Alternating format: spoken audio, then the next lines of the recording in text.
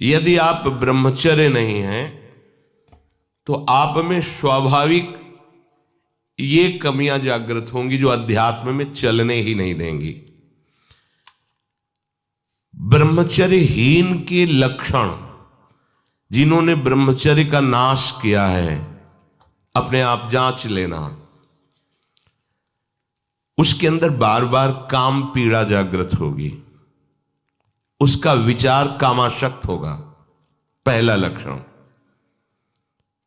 बस उसकी बार बार वृत्ति काम की आएगी, बार बार पीड़ा हृदय में काम भोग की प्रेरणा देगी। वो इतना असमर्थ होने लगता है कि आंख मिला के बात करने की भी हिम्मत नहीं रह जाती उसमें। हर समय उसके अंदर एक हीनता सी छा जाती है। वो बहुत चालाकी से अपने को छुपाना चाहता है, झूठ बोलता है, थोड़ी ऐंठन भी दिखाना चाहता है कि मैं कुछ हूं, पर अंदर से खोखला हो जाता है। ये दुर्गुण उसके अंदर जागृत होते हैं जो ब्रह्मचर्य का नाश करता है।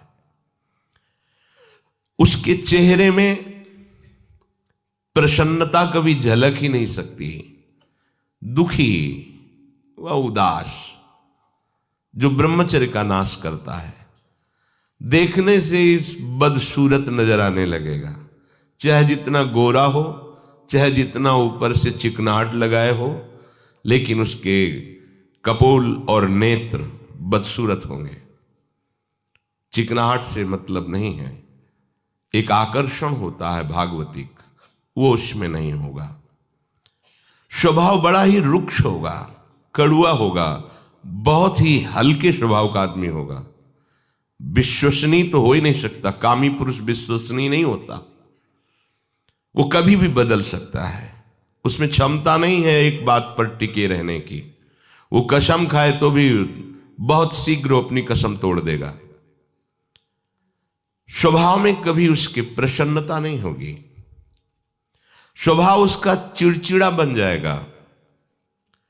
रूखा होने के कारण नाक में गुस्सा रखी रहेगी, जरा सी बात में वो बहुत क्रोधित हो जाना, अपनी खोपड़ी फोड़ने लगना, दूसरों की फोड़ने लगना, अपने थप्पड़ मारने, मतलब एक जैसे कोई विक्षिप्त आदमी, पागल आदमी, ऐसी उसकी चेष्टाओं ने चीख चीख के बोलना, माथा पटकने लगना, ये लक्षण है ब्रह्मचर्य का नाश करने वाले के। वो जीता तो है पर मुर्दे की तरह निस्तेज, उसमें उत्साह, उसमें शूरवीरता, ये सब क्षीण होने लगती है। शूरवीरता काम क्रोधादि को सहन करना है।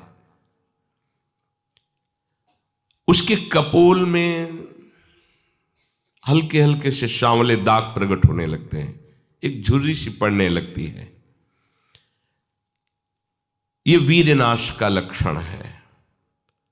आंखें धस जाती हैं और उसकी हड्डियां कमजोर होने लगती हैं, बाल पकने लगते हैं, झड़ने लगते हैं।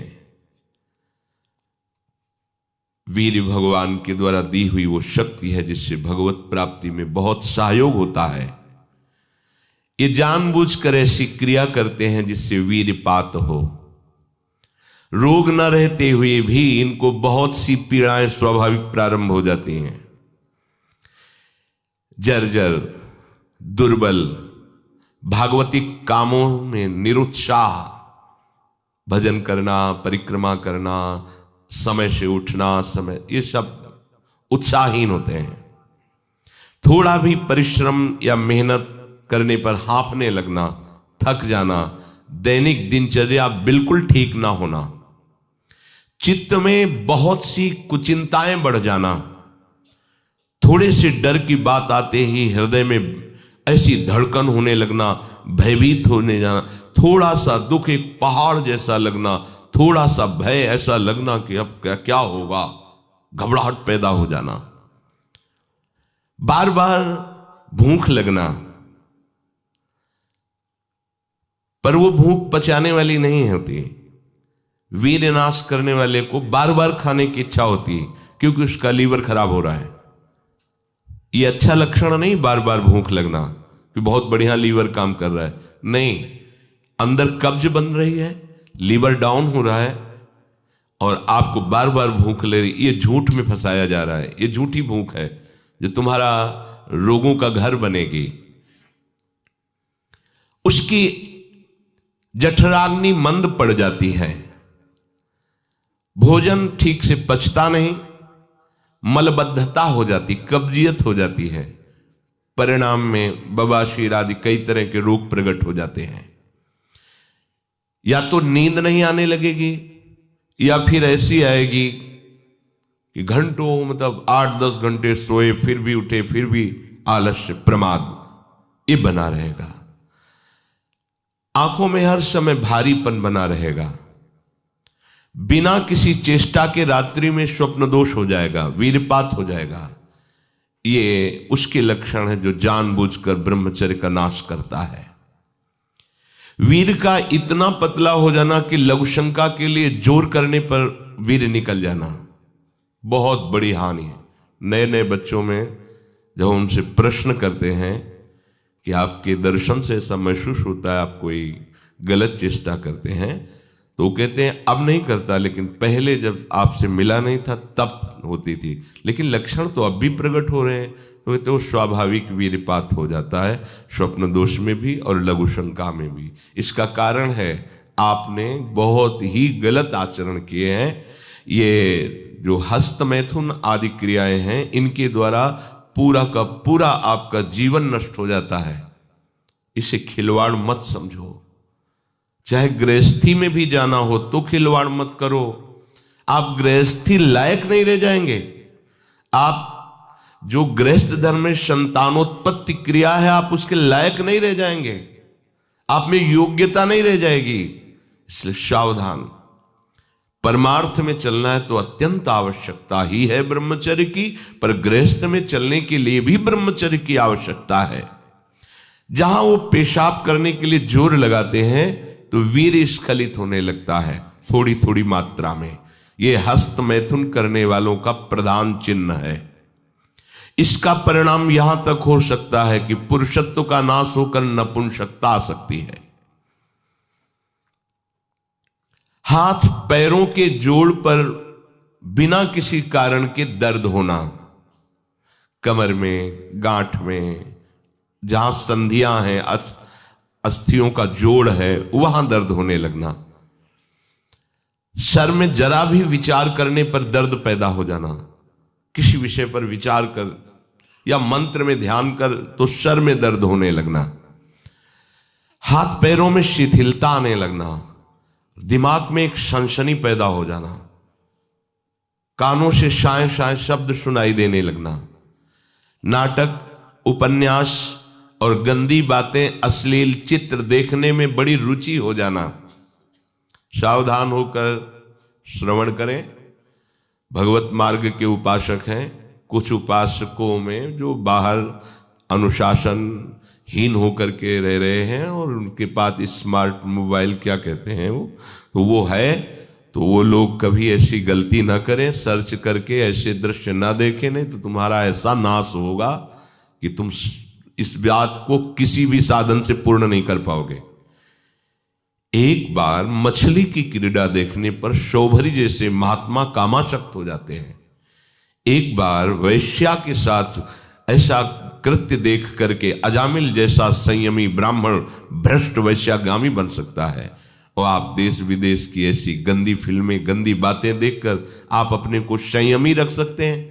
क्यों आप अपना नाश कर रहे हैं? क्यों आप अपने शत्रु बन रहे हैं? उपासक समझता है कि कोई जानता नहीं है, लेकिन तुम जिसको जानने के लिए चले हो वो तो तुम्हें जान रहा है ना। वो कैसे तुम्हारे सामने आएगा? कैसे तुम्हारे मुख में नाम चलेगा? कैसे हृदय में भगवत प्राप्ति का उत्साह रह जाएगा यदि आप ऐसा? उपासक को नाटक, उपन्यास, सिनेमा, अश्लील चित्र, गंदी पिक्चरें बिल्कुल नहीं। क्यों अपना नाश कर रहे हो? पर उसको रुचि हो जाएगी, जो व्यभिचारी प्रवृत्ति से युक्त है उसको ये अच्छा लगेगा। बार बार पेशाब होने की इच्छा होना, पेट में ऐसा लगना जैसे बहुत गर्मी पैदा हो गई है, और प्रमेह आदि उग्र रोगों का प्रादुर्भाव हो जाना, ये ब्रह्मचर्य नाश का लक्षण है। तलवे हथेलियों पर पसीना आने लगना, हाथ पैर में जरा भी काम करने के लिए चलो तो कंपायमान होने लगना, थोड़ा भी ऋतु परिवर्तन बीमारी को पैदा कर देना, थोड़ा सा गर्मी थोड़ा सा सर्दी, बीमार हो गया, उसे प्रकृति का प्रहार सहन न करने की सामर्थ्य आ जाती है। वो प्रकृति का प्रहार सहन नहीं कर सकता, ऐसी स्थिति हो जाती है। चेहरे पर मुहासे प्रकट हो जाना, कभी कभी अचानक खड़े होने पर आंखों के सामने अंधेरा छा जाना, अधिक वीरपात होने पर मूर्छा भी आ जाना, स्मरण शक्ति का ह्रास हो जाना, बहुत बार प्रयास करो फिर भी याद नहीं होगा। और ब्रह्मचर्य सही है तो एक बार बोल दीजिए, 100 वर्ष बाद सुन लेना, वो अपने आप स्थापित हो जाएगा। ज्यादा पढ़ना लिखना नहीं पड़ता, एक बार बोलिए, वो 100 वर्ष बाद पूछ लीजिए, 100 वर्ष बाद उसकी स्मृति वैसे ही बनी रहेगी यदि वो ब्रह्मचारी है। चित्त का अत्यंत चंचल हो जाना, चित्त में बिल्कुल बल ना होना कि हम विषय से हटा के प्रभु में लगा सके, ऐसी सामर्थ्य नहीं, दुर्बल हो जाना, बार बार प्रतिज्ञा करना पर उसका निर्वाह न कर पाना, आज से मैं ऐसा नहीं करूंगा, 1 2 3 फिर गिर गया, वहीं गिर गया। हर कार्य बीच में छोड़ देना, किसी भी कार्य को सांगोपांग न करना, ये वीर्य पात करने वाले के लक्षण है। दिमाग में भयानक गर्मी रहना, नेत्रों में जलन उत्पन्न हो जाना, वह बिना किसी कारण के नेत्रों से पानी बहना, बहुत कम गलती में भारी गुस्सा आ जाना, बहुत कम लाभ में फूल जाना, अहंकार आ जाना, कम लाभ में भी कोई लाभ नहीं, छोटी मोटी वस्तुओं के प्राप्त होने पर अहंकार आ जाना, माथा, कमर, मेरुदंड, छाती, इनमें बराबर दर्द बढ़ते जाना, बड़ी हालत खराब हो जाती है। ऐसे दर्शन हुए ऐसे जनों के, आंखों से दिखता नहीं, 28 वर्ष के होंगे वो लगभग, वैराग्य इस कोटिका की आप सोच भी नहीं सकते, बाहरी बस लंगोटी अचला और फुटपाथ में पड़े रहना। और पूर्व विद्यार्थी जीवन में विद्यार्थियों के साथ हस्त मैथुन करने का अभ्यास वो इतना दृढ़ हो गया था कि 10-10, 15-15 बार एक दिन में स्वाभाविक ऐसे, तो उनकी हालत ये थी कि आंखों से दिखना बंद हो गया था, खड़े होने की सामर्थ्य नहीं।